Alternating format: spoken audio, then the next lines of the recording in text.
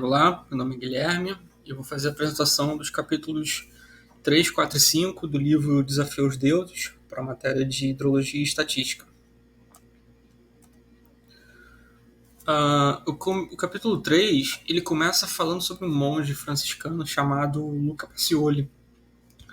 No livro ele conta que o Pacioli ele era um cara que mandava tão bem em matemática que ele chegou a fornecer o estímulo para a transformação súbita nas ambições matemáticas do Leonardo da Vinci. E ele escreveu um livro que vai ser muito relevante para os próximos séculos, que é o Summa de Arithmetic. Nesse livro, o Pacioli ele colocou esse problema da divisão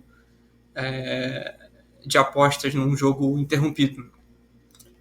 A e B estão empenhados em um jogo honesto de bala. Eles concordam em continuar até que um deles vença 6 rodadas. O jogo realmente termina quando A venceu 5 e B 3 rodadas. Como devem ser divididas as apostas? A resolução desse problema de como dividir as apostas ele foi de grande importância para o desenvolvimento dos estudos sobre a quantificação do risco. E aí, outra figura importante no livro é o Girolamo Cardano. Ele foi um médico no século XVI que era viciado em jogo de mesa e de dados. Eu achei interessante que como ele sabia tudo sobre os jogos e sobre as trapaças, quando ele ia fazer as análises matemáticas das probabilidades das jogadas de dados, ele sempre fazia questão de dizer se o dado for honesto, né? Cardano ele escreveu um livro também muito importante para a época que foi o Ars Magna, a Grande Arte.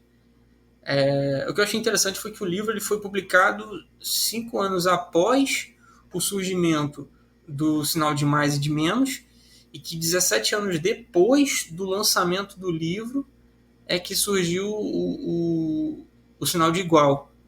Aí eu fiquei pensando, caramba, como é que o pessoal conseguiu avançar tanto na ciência se não tinha nem esses sinais que são tão fundamentais para a matemática?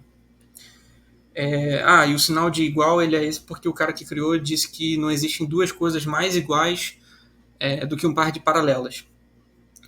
É nesse livro que do Cardano que surgiu também o uso de A, B e C na hora de fazer conta. Outro livro importante para o desenvolvimento dos estudos da probabilidade, que também foi escrito pelo Cardano, foi o Liber de Ludo Aleae, o livro dos jogos de azar. Fazendo um estudo etimológico, né, a gente tem que a palavra aleae ela se refere a jogos de dados aleatórios que têm a mesma raiz, ele se refere a jogo de azar em geral. E essas duas palavras elas chegam até nós através da palavra aleatório, né, que descreve eventos que têm um resultado incerto. E foi assim que os romanos, meio que involuntariamente, eles associaram para nós os significados de jogo e de incerteza. E aí esse outro livro do Cardano parece que foi o primeiro esforço sério mesmo de desenvolver os princípios estatísticos da probabilidade. Foi nesse livro também que surgiu a forma de expressar a probabilidade de um evento como uma fração, né, fazendo o número de resultados favoráveis dividido pelo número de resultados possíveis. Mas o passo mais importante mesmo que o Cardano fez para o desenvolvimento da probabilidade foi o estudo da combinação. Né? Ele estudou a probabilidade de sair qualquer resultado de um dado não viciado, e ele concluiu que qualquer face tinha a mesma probabilidade, né? Desde que o dado não fosse viciado. E aí ele partiu para o estudo de com dois dados. Ele concluiu que a probabilidade de obter, sei lá, um 4 na primeira jogada e um 3 na segunda é a mesma de obter um 3 na primeira jogada e um 4 na segunda. E isso foi um passo gigantesco para a probabilidade. E aí no capítulo 4 a gente conta a história do grande Pascal, né? O pai do Pascal, né?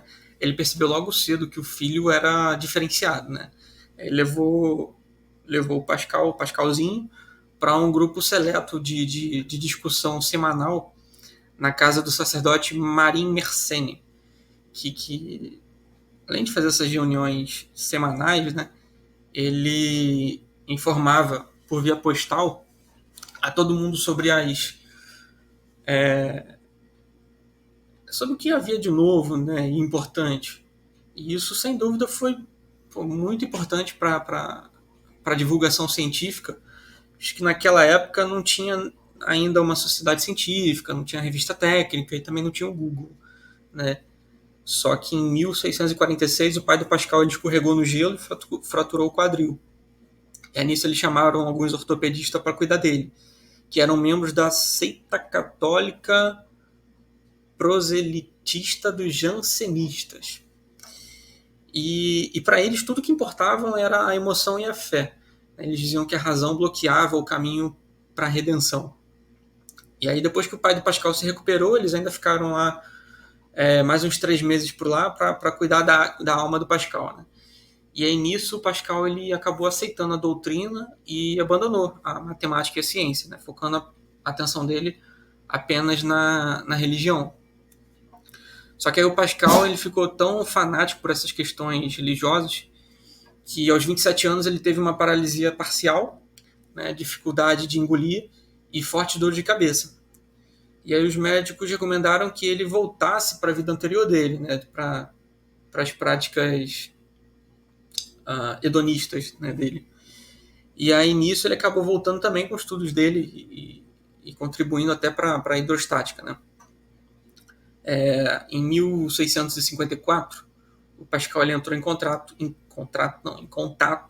com o Pierre de Fermat, que era um advogado em Toulouse. Só que o Fermat também era um matemático incrível, né? Sendo a principal realização dele na teoria dos números. E aí nessas correspondências que eles trocavam, né, nessa de 1654, eles começaram a pensar sobre aquele problema dos pontos do passe-olho, né, no jogo de bala, de como os jogadores eles devem dividir o prêmio quando eles deixam o jogo incompleto. E aí eles atacaram o problema de diferentes perspectivas, né? O Fermat ele foi pelo lado da álgebra pura e o Pascal ele inovou fazendo o uso de um formato geométrico para explicar a estrutura geométrica subjacente. E foi daí que surgiu o famoso triângulo de Pascal, só que não é bem do Pascal, né? Teve o Omar Khayyam, que já tinha estudado isso há 450 anos antes do Pascal, e em 1303 o matemático chinês Xu Shixie também estudou esse dispositivo, que ele chamou de espelho precioso dos 4 elementos. O Pascal não disse que a ideia original era dele, tinha sido dele, né? Mas ele até disse que ninguém me acuse de não ter dito nenhuma novidade. A disposição do assunto é nova. Quando jogamos tênis, ambos usamos a mesma bola, mas um de nós a coloca melhor. Então, basicamente, ele falou, não fui eu que criei, mas eu estou usando melhor do que eles, né? Estou dando uma perspectiva melhor. E aí o triângulo de Pascal ele serve para resolver, por exemplo, o polinômio a mais b elevado a n, né? E aqui tem um exemplo de como seria para o n igual a 6. Basicamente, você tem que colocar o AB, AB, AB 7 vezes, né? Que seria n mais 1 vezes. Colocar os expoentes de A em ordem decrescente, de 0 a 6, à medida que você coloca o expoente de B em ordem crescente, de 0 a 6, né? Na verdade não importa, né? Mas desde que você coloque um em ordem crescente e o outro decrescente. Né? Aí você coloca os números que estavam na linha 6, no caso, né? no triângulo de Pascal, na equação. O triângulo de Pascal ele serve também para determinar a quantidade de eventos possíveis. Quando você soma um número, os números de uma determinada linha, né? Se você tiver, por exemplo, uma moeda que pode dar cara ou coroa, então seria tipo o A e o B, o resultado A e o resultado B. E você jogar ela 6 vezes, aí você vai ter 2 elevado a 6, que é igual a 64 combinações de resultados. E isso é exatamente a soma, né? De 1 mais 6 mais 15 mais 20 mais 15 mais 6 mais 1.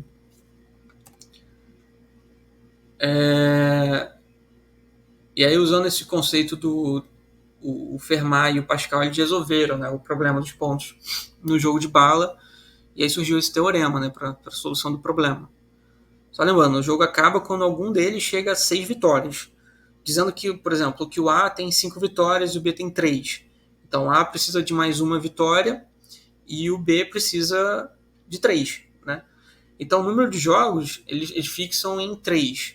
Né? Então, ou seja, mesmo que o A ganhe, se ela ganhe na primeira, eles falam, não, eles vão continuar jogando, mesmo que o A ganhe na primeira. Então, o número de jogos vai ser 3. Nesse caso, né? Então, existem 8 possibilidades de resultados, né, que podem ser relacionados com a linha 3 do triângulo de Pascal. Aí nisso a gente percebe que existe apenas uma chance em 8 possíveis do B de ganhar o jogo. Então, no caso, ele receberia 1/8, né, da aposta, e o A receberia 7/8. E aí, para finalizar, né, no capítulo 5, a gente conhece a história do John Grout, que era apenas um comerciante, né, que queria saber mais sobre como a população estava distribuída para tornar o comércio e o governo mais seguros e regulares. Então ele começou a fazer uma compilação de mortes, nascimentos, bem como também quantas pessoas existem de cada sexo, estado, idade, religião, profissão, isso em Londres, né? Ele inventou o conceito de pesquisa de mercado. E pelos registros de óbito, ele conseguiu observar o número e as causas de morte, e aí ele podia fazer conclusões, como a de que se estava ocorrendo poucos assassinatos em Londres, então o governo e a Guarda Civil estavam fazendo um bom trabalho. Mas o Grout ele tinha consciência de que existia uma certa deficiência nos dados que ele estava trabalhando. Como, por exemplo, ele sabia que o diagnóstico dos médicos era meio incerto, né? Tanto para a quantidade de doenças atuais quanto para a causa da morte. Né? Mas esse trabalho do Grout ele revelou conceitos teóricos básicos bem importantes para a tomada de decisão em situações de incerteza. Essa ideia de fazer amostragem, média, noção do que seria o normal ou o esperado, né? Esperança, eles compõem a estrutura do que seria a análise estatística, né? Colocando a informação a serviço da tomada de decisões, influenciando nossos graus de crença sobre a probabilidade de eventos futuros. E é isso. Obrigado.